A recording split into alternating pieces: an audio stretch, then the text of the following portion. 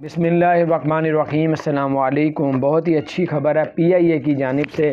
PIA का बहुत ही अच्छा इस्तकबाल किया गया। दुनिया का पहला एक एयरलाइन बन चुका है पीआईए, जो फजीरा में जो है पहली लैंडिंग पीआईए की हुई है, क्योंकि वहाँ के जो जितने भी वहाँ के जो प्रिंस वगैरह थे, उन्होंने पाकिस्तान हुकूमत से जो है कहा था कि रिक्वेस्ट की थी कि पीआईए की जो फ़्लाइटें हैं वो फजीरा के लिए ओपन कर दी, क्योंकि दुनिया में अभी कोई फ़्लाइट सिवाय पीआईए के कोई फ़्लाइट फजीरा नहीं उतर रही। तो जब पीआईए वहाँ पे उतरी शुरू होगी, अब आप लोग जा सकते हैं।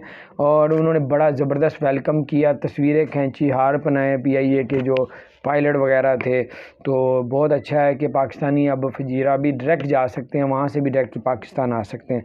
तो इसके अलावा उम्रा ओपन हो रहा है पाकिस्तान इंडिया के लिए यानी कि 1 दिसंबर से। और करंतना की शर्त भी पाकिस्तान इंडिया के लिए ख़त्म कर दी गई है। पहले होता था किसी और मुल्क में करंतना करके फिर सऊदी अरब जाना पड़ता था, वो भी शर्त ख़त्म कर दी। अपना ख्याल रखें, चैनल को सब्सक्राइब